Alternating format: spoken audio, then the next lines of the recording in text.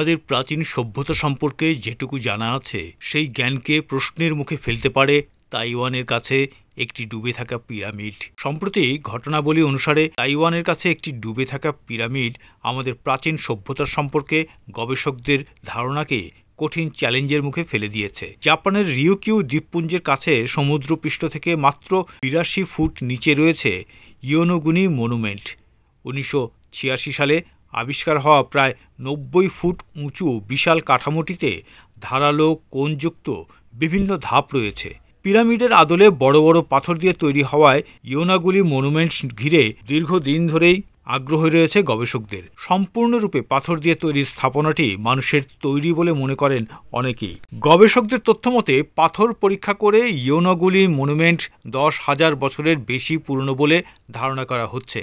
এই ধারণা সত্যি হলে মিশরের পিরামিডের চেয়েও কয়েক হাজার বছর আগে তৈরি হয়েছে ইয়োনোগুনি মনুমেন্ট। এটি যদি আসলেই কোনো মানব সভ্যতার অংশ হয় তাহলে মিশরীয় পিরামিড, স্টোনহেঞ্জ সহ প্রাচীন কাঠামোর ইতিহাস নিয়ে নতুন করে ভাবতে হবে আমাদের। একদল গবেষকের ধারণা, পিরামিডের মতো আকারে বড় কাঠামো নির্মাণের ক্ষমতা প্রাচীন মানুষের ছিল।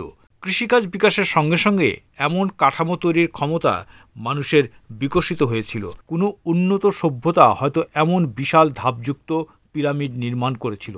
আরেক দল গবেষক মনে করছেন ইয়োনোগুনি মনুমেন্ট প্রাকৃতিকভাবে পিরামিডের মতো। সম্প্রতি ইউটিউবার জো রোগানের এক্সপেরিয়েন্স পডকাস্টে এই পিরামিড নিয়ে আলোচনা করা হয়। পডকাস্টে প্রত্নতত্ত্ববিদ ক্লিন্ট ডিভল বলেন, আমি অনেক অদ্ভুত প্রাকৃতিক জিনিস দেখেছি। এখানে আসলে এমন কিছুই দেখা যাচ্ছে না যা দেখে মনে হবে এটি কোনো মানুষের তৈরি। তবে হারানো সভ্যতা বিষয়ক বইয়ের লেখক গ্রাহাম হ্যানকক বলেন, আমার কাছে অন্য কিছু মনে হয়। পানির নিচ থেকে তোলা ছবিতে দেখা যায় সেই কাঠামোতে স্পষ্টভাবে মানুষের তৈরি সিঁড়ির ধাপ, বারান্দা ও খোদাই করা পাথরের মুখ রয়েছে। প্রতিবেদনের উপস্থাপক টেইলর গ্লকনার বলেন, সমুদ্রের তলদেশে অবস্থান করার কারণেই কাঠামোগুলো এখনও পর্যন্ত টিকে আছে, কারণ পানির নিচে থাকা কোনো ভবনে সহজে মরচে পড়ে না। প্রাকৃতিক দুর্যোগ যেমন ঝড়, তুফান, ভূমিকম্প, বন্যা ইত্যাদি থেকেও তা অনেক বেশি নিরাপদে থাকবে। ইয়োনোগুনি স্মৃতিস্তম্ভ আবিষ্কারের সঙ্গে সঙ্গে একটি নতুন প্রশ্ন তৈরি হয়েছে। এই আবিষ্কার আমাদের ইতিহাসের বাইরে হারিয়ে যাওয়া সভ্যতার কি?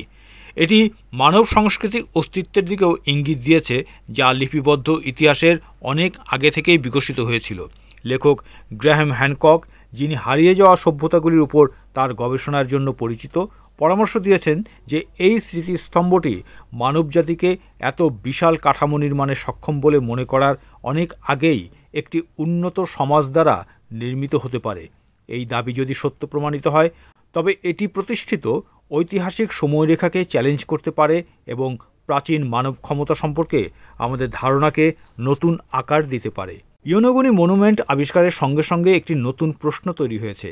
এই আবিষ্কার আমাদের ইতিহাসের বাইরে হারিয়ে যাওয়া সভ্যতার কি? এটি মানব সংস্কৃতির অস্তিত্বের দিকেও ইঙ্গিত দিয়েছে, যা লিপিবদ্ধ ইতিহাসের অনেক আগে থেকেই বিকশিত হয়েছিল।